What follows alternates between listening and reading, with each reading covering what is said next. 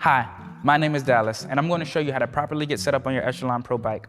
Before we get started, be sure to talk to your doctor before starting any new exercise routine, and make sure to stretch and warm up to prevent any injuries. Now, let's adjust the bike.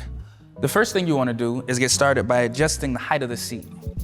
You'll do this by pulling up on the lever and lifting the seat to approximately the height of your hip. Release the lever, and it should lock in place. Next, you want to adjust the placement of your seat and your handlebars. You'll do this by pulling up on both levers and releasing them. You should be able to move them forward and back.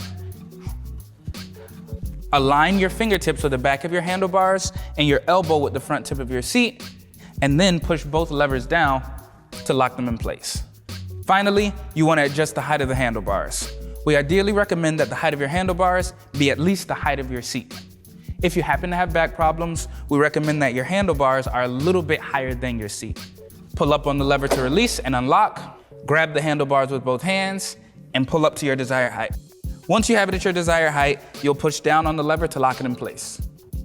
Now, you should be set up and ready to ride. On the Echelon Pro, you have the option of using regular fitness shoes or SPD-compatible cycling shoes. If you choose to use regular fitness shoes, you'll simply slide your feet into the toe cages, pull up on the strap, and push down through the loop.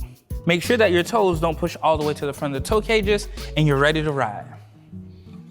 SPD-compatible cycling shoes are a good option to prevent your feet from sliding in and out. If you choose to use SPD-compatible cycling shoes, you'll simply slide the clip into the groove of the pedal until you hear a click. Once you hear the click, you're ready to ride. When you're ready to release your feet from the pedals, you'll simply press down on the emergency brake to stop your feet. Turn your toes in and turn your heel out with a little bit of force to release.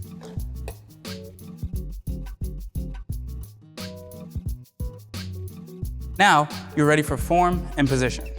There are 3 positions, but you don't have to worry about remembering all of them because you can always refer to your instructor as a guide. Position 1.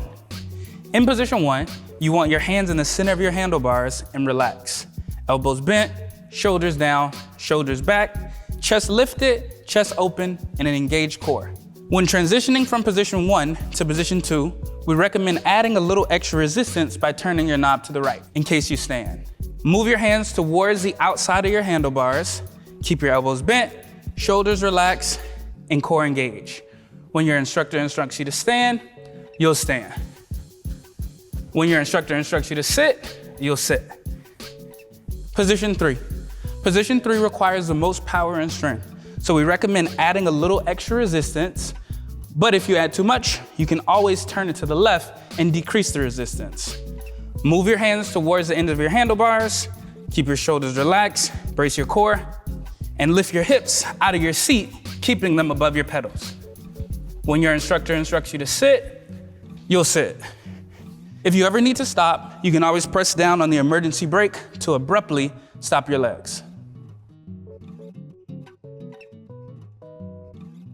There's a power button on the front of your Echelon Pro bike.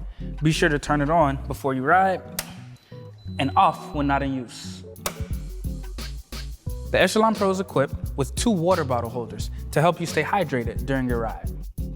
There's also a weight rack at the back of the seat. We recommend light weights, such as 2-pound dumbbells. You can easily flip your screen 180 degrees to enjoy a Fit Pass class off of your bike. The Echelon Pro is equipped with an Ethernet cable for a wired internet connection. If you don't want to use Bluetooth connectivity, you have the option to connect the USB cable to the ECHL port for a wired internet connection.